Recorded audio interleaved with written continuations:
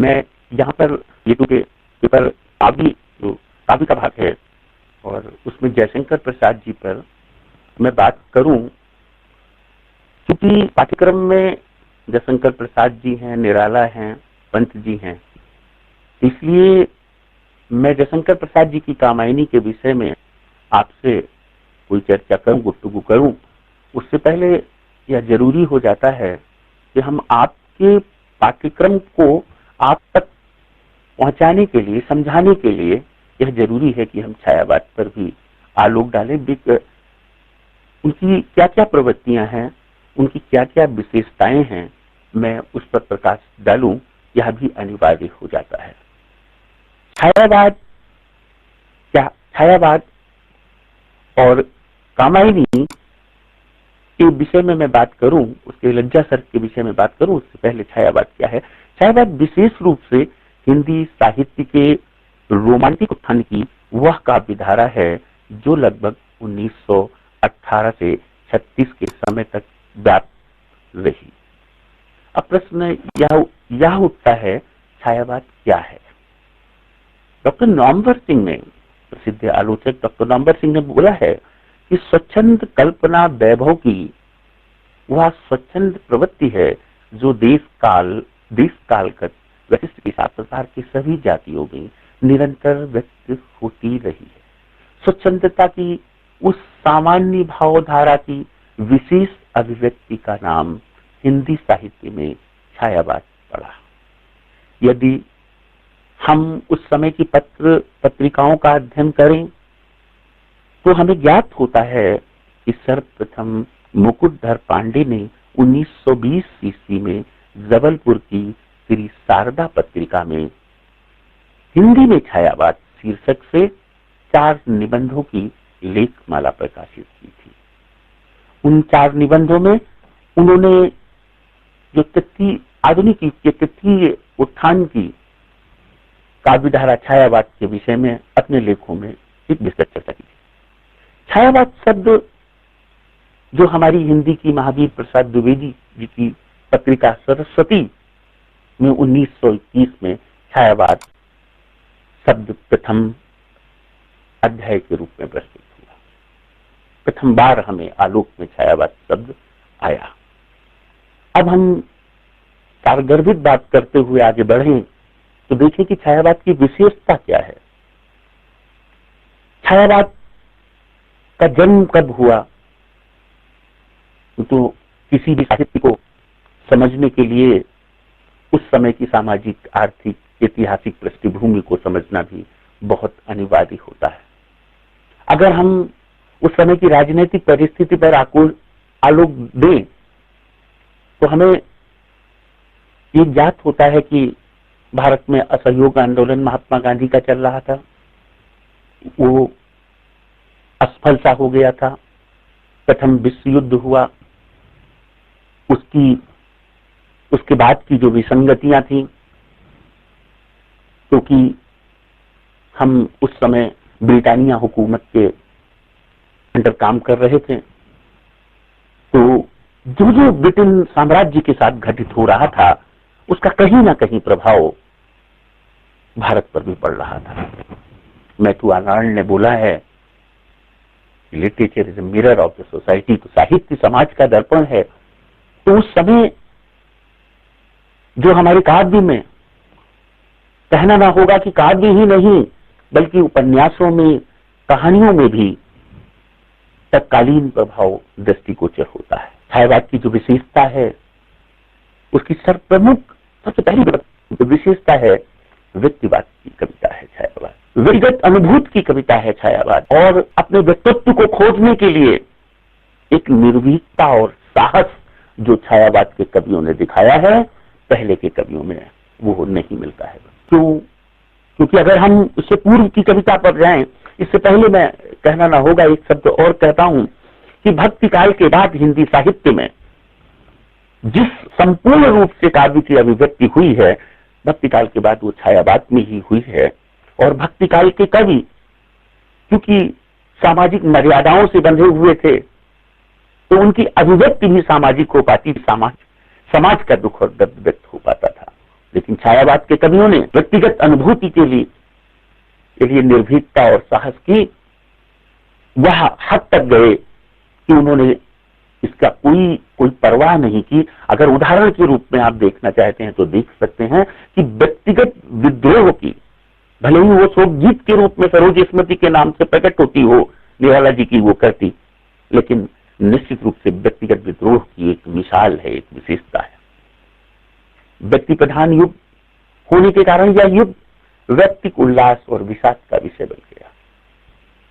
व्यक्ति कवि ने जब साहित्य का सृजन किया और जब व्यक्ति अपने व्यक्तित्व की खोज की, तो कहीं पर उसे उल्लास, कहीं पर विषाद ज्ञात हुआ, समझ में आया, उसकी संवेदना में समझ में आया और उसने वह विषय बना लिया। व्यक्तित्व की खोज में प्रसाद जी तो कामायनी के माध्यम से मनु के माध्यम से कहला देते हैं, वन गुहा कुंज मरु अंचल में मैं खोज रहा अपना विकास। यह खोज, यह शोध, फिर देखिए कहीं पर स्वच्छंद भी हो जाती है, तब वही युगांत तक आते आते कहता है, मैं तो अबात गति मरुत सदस्य हूं, चाह रहा अपने मन की। व्यक्तिवाद से स्वेच्छाचारी हो गया मनु। संपूर्ण जिस मनु ने प्रजातंत्र की, लोकतंत्र की स्थापना की थी, वही संपूर्ण समाज के विरुद्ध युद्ध की घोषणा उसने कर दी। उसी ने सर्व सत्ताधारी निरंकुश शासक का पद प्राप्त कर लिया, परंतु समाज विरोध के फलस्वरूप उसे जब घायल होकर कैलाश शिखर पर पलायन भी करना पड़ा, क्योंकि व्यक्ति का अस्तित्व बिना समाज के पूर्ण नहीं हो सकता है। यहीं पर अगर हम चाहें तो 2 मिनट के लिए यह तुलना मुक्तिबोध की अंधेरे में कविता से भी कर सकते हैं।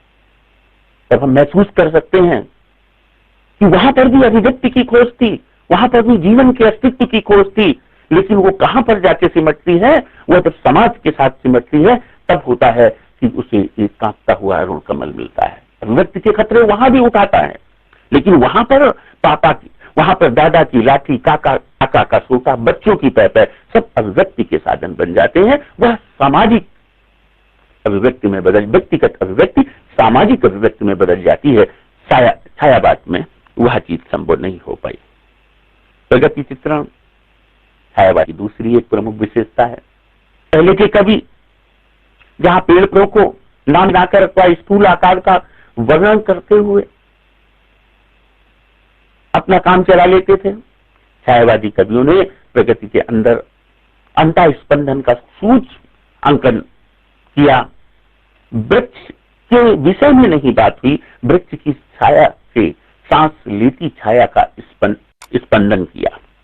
हरिओट देखिए, रुविद युग के हरिओट जी कहते हैं, दिवस का अवसान समीप था, गगन था कुछ लोहित हो चला। निराला संध्या का जब वर्णन करते हैं तो आसमान से उतरती सुंदरी के रूप में कहते हैं कि तिम्रांचल में चंचलता का नहीं आभास। अर्थात कहने का अभिप्राय है कि निश्चित रूप से छायावादी कवियों ने प्रकृति चित्रण में बहुत ही सूक्ष्म अवलोकन किया। मध्ययुग के कवि नारी को, जिन भावों को कमान समझते थे, छायावादी कवि के लिए करुण भावों में वो आकाश, कपोलों में उर्का मधुभाव, सवर्ण नयनों में प्रिय बर्ताव, सरल संकेतों में संकोच, मधुर अधरों में मधुर दुराव, सुंदर अंगों के माध्यम से आंतरिक भाव सौंदर्य का आभास छायावाद की कविता की एक दूसरी विशेषता है। नारी के विषय में अगर हम लज्जा सर्ग के संदर्भ में बात करें, जो कि आपके पाठ्यक्रम के अंतर्गत भी है, कि नारी के जो सौंदर्य का अगर हम बात करें तो विश्व की एक सात्विक सौंदर्य के रूप में नारी की जो लज्जा का चित्रण किया गया है, वह भव्य चित्रण हिंदी या भारतीय संपूर्ण साहित्य में मिलना दुर्लभ है। प्रसाद जी ने सौंदर्य को उज्जवल वरदान चेतना का मान लिया है, उज्जवल वरदान चेतना का मान लिया। यह एक बहुत बड़ी विशेषता है छायावाद के काव्य की, भावुकता एवं निराशा। भावुकता स्वाभाविक है, सामाजिक, लेकिन यह भावुकता जो है वो सामाजिक विद्रोह न होकर व्यक्तिगत विद्रोह के कारण आई और इसलिए उसे हताशा और निराशा का भी सामना करना पड़ा, चाहे वह मनु की चिंता हो, स्कंदगुप्त का अवसाद हो, प्रसाद का झरना का विषय हो, यहाँ कल्पनाशीलता मैं समझता हूं कि हिंदी साहित्य में सर्वप्रथम अगर कहीं काव्य में सूक्ष्म रूप से प्रकट हुई है तो वो छायावाद। निराला कविता को कल्पना के कानन की रानी, पंत ने पल्लव की कविताओं को कल्पना के वहलवाल, कल्पना में राग शक्ति और बोध शक्ति दोनों की ही कल्पना थी। अगर हम देखें कि कामायनी के मनुष्य कल्पनाशीलता के संदर्भ में वो क्या कहलाना चाहते हैं? प्रसाद जी, आह कल्पना का सुंदर वो जगत मधुर कितना होता, स्वप्नों का जल छाया में पुलकित हो जगता सोता। असीम आकाश में होकर आनंद लोक की कल्पना करना, पंत जी ने भी बादल को विपुल कल्पना से त्रिभुवन की अम्बुति का कल्पना महान आदि। प्रसाद हिमालय की उदात्तता के लिए उपमान करते हैं विश्व कल्पना सा ऊंचा वो। अर्थात हम दूसरे शब्दों में कह सकते हैं कि छायावाद में कल्पना एक महत्वपूर्ण परिदृश्य में उपस्थित हुई है। तो बात करते हैं कि छायावाद के ऊपर एक आरोप ये लगाया जाता है कि तत्कालीन राष्ट्रीय आंदोलन उस समय मुल्क की आजादी के लिए चल रहा था और ये कहा जाता है कि छायावाद के कवि सिर्फ वायवीय आदर्शों में, कल्पनाओं के इंद्रजाली की स्मृतियों में खोए हुए थे। परंतु मैं समझता हूं, या कहने वाले वो समीक्षक हैं जो छायावादी काव्य का श्रमांगीण अध्ययन नहीं कर सके। मेरा अपना मानना है कि क्योंकि उस समय मुल्क में, देश में विद्रोह दो तरीके से व्याप्त था। एक विद्रोह था प्राचीन सामंतीय मर्यादाओं के विरुद्ध विद्रोह। आप देखिए निराला के पंचवटी प्रसंग में छोटे से घर की लघु सीमा में वह विद्रोह प्रकट हुआ है। सामंतीय रूढ़ियों से सबसे बड़ी और जो सबसे महत्वपूर्ण उपलब्धि है छायावाद के कवियों की, अगर हम राष्ट्रीय आंदोलन के संदर्भ में दें तो देखें कि नारी की मुक्ति छायावाद के काव्य की बहुत सशक्त उपलब्धि रही है। क्यों? क्योंकि जो नारी भोग्या नारी थी उसे पावन गंगा का नाम दिया गया। तिरस्कृत विधवा को इष्ट देव के मंदिर की पूजा सा कहा गया। आज जो हमारे समाज में नारी के सशक्तिकरण का आंदोलन चल रहा है, स्त्री विमर्श चल रहा है, मैं समझता हूं कहना न होगा कि उसकी ये बुनियाद हमें छायावाद में नजर आती है। थोड़ा सा और हम अगर तुलना कर ले तो देखें कि भक्ति काल, जो कि कम से कम संत काव्य परंपरा में सामाजिक क्रांति का काल था, लेकिन नारी वहां भी अनुपस्थित थी। मैं समझता हूं हिंदी साहित्य में सर्वप्रथम नारी अगर दिव्य रूप में आई है तो वो छायावाद में आई है। इसमें कहीं कोई हमें या कहने में कोई हमें संकोच नहीं है। दूसरा, उस समय राष्ट्रीय आंदोलन में साम्राज्यवाद विरोधी आंदोलन चल रहा था।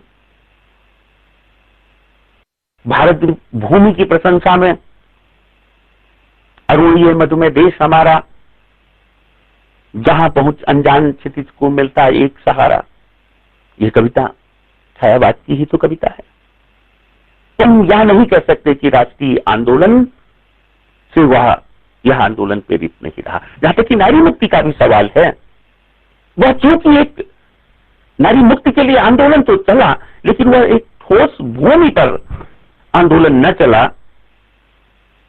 इसलिए वह आंदोलन संपूर्ण अपने आप में संपूर्ण नहीं हो पाया।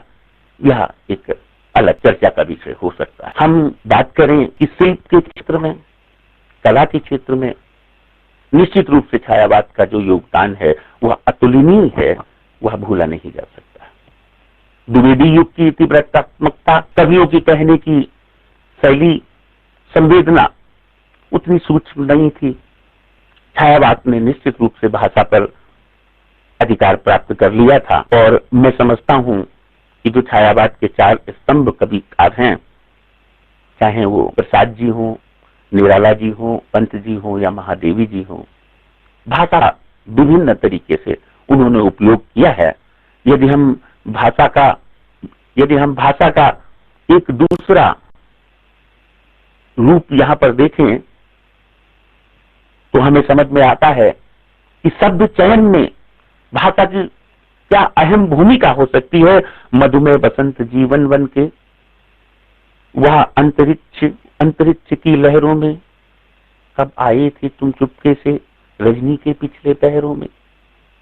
अगर हम यहां पर देखें तो शब्दों में क्या प्रगाढ़ता है, शब्दों में क्या नाद है। निश्चित रूप से अगर हम छंद के विषय में देखें तो मुक्त बोध के शब्दों की ही तरह मुझे कुछ कुछ कभी कभी शब्द निराला के काव्य में नजर आते हैं। और मैं कहना चाहूंगा कि मुक्त छंद के प्रणेता ही निराला जी हो गए। छायावाद में अलंकार योजना, विशिष्ट रूप से मानवीकरण अलंकार छायावाद के कवियों की देन है। और नूतन प्रतीक भी छायावाद में नजर आए, जैसे स्वभाव की शीतलता बताने के लिए चांदनी का स्वभाव में वास छायावाद के कवियों के द्वारा व्यक्त किया गया। विचारों के भोलेपन के लिए विचारों में बच्चों की सांस लिखना या नूतन प्रतीक व्यंजना है। और मैं यह कह सकता हूं, बड़े विश्वास के साथ कह सकता हूं कि भाषा, अलंकार, छंद, इसके अतिरिक्त या खाली काव्य के स्तर पे ही छायावाद की उपलब्धि नहीं रही। अगर हम उस समय के उपन्यास देखें, प्रेमचंद जी के उपन्यास देखें, तो वहां पर भी हमें पूर्व की कहानी और उपन्यासों से अलग बहुत कुछ प्राप्त होता है। यह अलग बात है कि काव्य और गद्य के संदर्भ में गद्य कुछ ज्यादा सामाजिकता को लिए हुए है, यह कहने में मुझे कोई संकोच नहीं होगा। परंतु यह भी कहना उचित नहीं होगा कि छायावाद की कविताएं, छायावाद के काव्य सिर्फ अपने अस्तित्व की, अपने व्यक्तित्व की खोज में समाज से जुड़ नहीं पाए। अगर हम इसकी तुलना कई और तरीके से करना चाहें, अगर हम राम की शक्ति पूजा का उदाहरण लें तो हम उसको समझ सकते हैं कि वहां पर भी किस तरीके से आसुरी प्रवृत्ति को समाप्त करने के लिए एक हमें जो मौलिक कल्पना करनी पड़ी, जो पूजन निराला जी ने करवाया है, जो सत्य की अवधारणा को स्थापित किया है। वह सत्य की अवधारणा, मैं उसे कोई बाई भी आदर्श की स्थापना नहीं मानता। मैं यह मानता हूं कि वह सत्य उन्हें इसी समाज से प्राप्त हुई है, इसी समाज की सामाजिकता से प्राप्त हुई है। तो मुझे कहने में कोई संकोच नहीं होगा। मित्रों, यह बताना बहुत आवश्यक था कि छायावाद क्या है। अगर हम इस पर चर्चा नहीं करते तो शायद आपके पाठ्यक्रम में शामिल जो लज्जा सर्ग है, हम उसे समझने में असमर्थ रहते। आपके पाठ्यक्रम में कामायनी पाठ्यक्रम है, आपका कामायनी में लज्जा सर्ग आपका पाठ्यक्रम है। इसके पहले हम उस पर कोई चर्चा करें, हमें यह जानना भी जरूरी होगा कि कामायनी प्रसाद जी की जो एक महाकाव्य है, निश्चित रूप से महाकाव्य है, लेकिन किस तरीके से उस कामायनी का सृजन हुआ। और अगर हम उसके सिर्फ आध्यात्मिक उद्देश्य की तरफ ही भटकते रहे तो मैं समझता हूं हम कामायनी के संदेश को गलत तरीके से ही सिर्फ ग्रहण कर पाएंगे। कामायनी आध्यात्मिकता में हो सकती है, कुछ और भी होती हो, लेकिन उसका मुख्य मैसेज है, उसका मुख्य उद्देश्य है। आप उसे चाहें शुरुआत से देख लें, सर्गों में चिंता सर्ग है, अंत में आनंद सर्ग आया है। लेकिन मैं ये कहना चाहता हूं, मैं ये आपको बताना भी चाहता हूं कि कामायनी के सृजन के समय निश्चित रूप से प्रसाद जी की कल्पना में वह चीज अवश्य रही होगी कि आखिर यह देव सृष्टि की या देव सृष्टि क्यों विनष्ट हुई, क्यों समाप्त हुई, क्यों इसलिए समाप्त हुई वो देव सृष्टि? मित्रों, अभी मैं उसको आधुनिक तर्क संगत बातों से जोड़ूं तो आप देख लें, पहले या जब प्रकृति का प्रकोप होता है, आपने देखा होगा आज के समय में अमेरिका बहुत आगे बढ़ चुका है, लेकिन अभी कुछ दिन पूर्व की घटना आप देख लें कि न्यू जर्सी हो या न्यूयॉर्क हो, जहां जहां पे अमेरिका में पहले आ गई, बर्फ से आच्छादित हो गया पूरा अमेरिका, विज्ञान हार गई मित्रों, प्रकृति जीत गई। विज्ञान की अपनी सीमाएं हैं, भौतिकता की अपनी सीमाएं हैं, मेटेरियलिस्टिक लाइफ की अपनी एक सीमाएं हैं, और मैं समझता हूं इसी मेटेरियलिस्टिक लाइफ की सीमाओं को एक संदेश के रूप में कामायनी के द्वारा अगर हमें नहीं प्राप्त होता है तो कामायनी कुछ और नहीं, कामायनी से सिर्फ यही प्राप्त होता है कि जब भी हम भौतिकता की अतिशयता कर देंगे तो उसका रिजल्ट, उसका निष्कर्ष हमें प्रलय में प्राप्त होगा, डिस्ट्रॉय हो जाएगा, समाप्त हो जाएगी वह सृष्टि। मित्रों, उस सृष्टि को बचाने के लिए जरूरी है कि हम अतिरिक्त अतिशयता में न जाएं, अतिरिक्त भोग विलास की कामना ही हमें सृष्टि के विनाश की आभास कर देती। और प्रसाद जी ने शायद उस देव संस्कृति के रूप में उसको देव संस्कृत के रूप में उसे पहचाना और जाना, और तभी उन्होंने लिखा, इस कामायनी के सृजन का मूल उद्देश्य, मैं ये मानता हूं और मैं समझता हूं कि हम लज्जा सर पर बात करें, इसके पहले ये भी जाने कि देव की संस्कृति नष्ट हो गई तो क्या बचा? बचा एक मनु, देव संस्कृति का अवशेष निर्जनता में घूम रहा है, तलाश रहा है कि कोई मिल जाए, आखिर में उसे श्रद्धा मिलती है। अब जब वह श्रद्धा उसे मिलती है तब उसे ये एहसास होता है कि शायद हम इसके साथ मिलकर एक नए समाज का गठन कर सकेंगे, और श्रद्धा मेरा उसमें सहयोग करेगी। श्रद्धा मिलती है, और जब वो बसंत रजनी की निर्मल चांदनी में मन और श्रद्धा का प्रलय होता है, मिलन होता है, श्रद्धा ये पहले ये महसूस करती है कि मनुष्य मिलने के पहले मैं स्वच्छंद होकर घूमती थी, कहीं कोई बंधन नहीं था, आखिर ये कैसे हो गया? मनु के प्रणय निवेदन के बाद श्रद्धा में क्या क्या परिवर्तन होने लगा। उसे कभी कहता है उसके अंदर जो जो परिवर्तन होने लगा, उसके अंदर उन्माद पैदा होने लगा, नैनों में एक रोमांच सा भर गया, एक बाकापन आ गया, एक उल्लास पैदा हो रहा था, आंखों में जादू छा गया, होठों पर हंसी आ रही थी, लेकिन संकोच मिश्रित हंसी, सब कुछ ऐसा लगता था जैसे स्वप्न बन गया। उसका यौवन, उसका तरुण अभिलाषाओं से संपूर्ण होने लगा, अभिलाषाओं से संपूर्ण होने लगा। लेकिन श्रद्धा संध्या की गाली में यह सब सोच रही थी, तभी उसके सम्मुख एक छाया मूर्ति का प्रकटीकरण, श्रद्धा के हृदय में जो वो प्रकटीकरण हुआ, वह जो भावना व्यक्त हुई, जो उसके सामने मूर्ति प्रतिमूर्ति आई, वह कौन था? वह लज्जा। लज्जा की भावना के कारण ही उसके हृदय में ये परिवर्तन हो रहे। वह लज्जा कौन थी और ये परिवर्तन क्यों हो रहे थे? बच्चों, ये लज्जा एक मार्गदर्शक, उस सौंदर्य की मार्गदर्शक थी, उस श्रद्धा के लिए मार्गदर्शक बन के आई, जिससे, क्योंकि वह जानती थी कि अगर वह श्रद्धा पर नियंत्रण नहीं स्थापित करेगी, उसके सौंदर्य की देखभाल नहीं करेगी, तो वो कहीं भटक न जाए, अपने रास्ते से कहीं इधर उधर ना हो जाए, जो समाज का सृजन होना था कहीं विध्वंस न हो जाए। इसलिए प्रसाद जी ने लज्जा का वह प्रकटीकरण किया। और मैं समझता हूं कि हिंदी साहित्य में इससे पहले, हिंदी साहित्य ही क्या, भारतीय साहित्य में इससे पहले लज्जा के विषय में इतना मनोवैज्ञानिक, इतना विशद वर्णन किसी कवि के द्वारा हिंदी साहित्य ही नहीं, भारतीय साहित्य में भी प्राप्त नहीं होता। और निश्चित रूप से कामायनी के लज्जा के माध्यम से प्रसाद जी को हिंदी साहित्य की और छायावाद के क्रम में एक बहुत बड़ी उपलब्धि है। अब ये लज्जा कौन थी वो बताती है, वह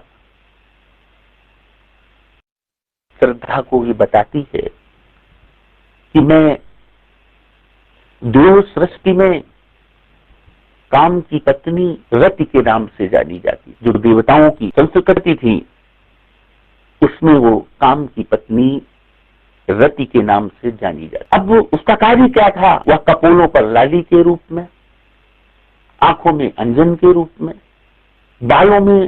बालों के घुंघरालेपन के रूप में, मन में एक मरोड़, एक तीस के रूप में, वो मीठी तीस। वही ये इसलिए क्योंकि इन्हीं के माध्यम से वह नारी के सौंदर्य की रक्षा कर सकती थी, नारी की भावनाओं पर नियंत्रण रख सकती थी। कहीं वो निरंकुशता के साथ प्रणय निवेदन में बह न जाए, कहीं वो उस प्रणय के वह प्रणय कैसा जो प्रणय सृजन न कर सके। मैंने कई बार इस संदर्भ में ये बात की है, और मैंने जब धर्मवीर जी का गुनाहों का देवता पढ़ रहा था तो मैंने एक लेख लिख के भेजा था कि अगर प्रणय है और वो सृजन ना हो तो वह प्रणय नहीं है। क्योंकि जहां पर हम कुछ सृजन नहीं कर सकते, कुछ बना नहीं सकते, सृष्टि का निर्माण नहीं कर सकते, तो वह प्रणय तो फिर वासनापूर्ण हो गया। उस पर नियंत्रण रखने के लिए हमें लज्जा नामक एक मनोभाव चाहिए था। प्रसाद ने कामायनी में लज्जा सर्ग के माध्यम से वह एक रिमोट कंट्रोल जो श्रद्धा पर नियंत्रण स्थापित कर सके उसके लिए दिया। तो कहते हैं, इसी लज्जा सर्ग में कहती है श्रद्धा, कहती है मेरे अंग दुर्बल हैं, आंखों में मेरे आंसू आ जाते हैं, हृदय में ममता आ जाती है, मैं सर्वस्व निछावर कर देना चाहती हूं। लज्जा कहती है समर्पण तो तुमने पहले ही कर दिया, तुम केवल श्रद्धा हो, तुम अमृतमय नदी की भांति पुरुष के जीवन को हरा बनाना। अतीत को भूल जाओ, सत असत को भूल जाओ, देवागुप्त संग्राम को भूल जाओ और आनंद के साथ अपना दाम्पत्य जीवन व्यतीत करो। ये लज्जा श्रद्धा को संदेश देती है। नारी जीवन की अंतर्बाह स्थितियों, प्रेम के कारण उत्पन्न अंतःकरण की मनोवृत्तियां, नारी के कुमार अंगों का परिवर्तन का वर्णन, लज्जा जैसे मनोभाव का विशद रूपों में वर्णन, व्यापार चेष्टाओं का वर्णन, भाषा, और वह भाषा कैसी, लाक्षणिक भाषा, प्रसाद जी भाषा के मंत्र थे, प्रतीकात्मक भाषा, अलंकारिक भाषा, नारी के गौरव की स्थापना इस सर्ग के माध्यम से, नारी के त्याग और बलिदान एवं प्यार की स्थापना, और किस तरीके से नारी पुरुष के सृजन में उसको महान बनाने में योगदान देती है, यह निश्चित रूप से अपने आप में एक बड़ी उपलब्धि है। इस लज्जा सर्ग की प्रसाद जी ने इसे काशी नागणी प्रचारणी सभा में पढ़ा था, और जब पढ़ा था तो निश्चित रूप से उस समय उस सभा में एक ऐसा वातावरण, एक ऐसा परिवेश बन गया था कि कामायनी को तो अमर होना ही था, इनके एक एक पात्रों को भी इतना प्रासंगिक हो जाना था कि वो हर समय अपने समकालीन लगे। अब मैं जो आपके पाठ्यक्रम में है उस पर कुछ चर्चा करूं, उसकी व्याख्या करूं, क्योंकि जब तक हम ये देखेंगे कि किस प्रकार से प्रसाद जी ने आपका जो पहला सर्ग है उज्जवल वरदान चेतना का सौंदर्य जिसे सब कहते हैं, जिसमें अनंत अभिलाषाओं के सपने सब जग रहते हैं, ये व्याख्या मैं नेक्स्ट आपके पीरियड में करूंगा। थैंक यू वेरी मच, धन्यवाद।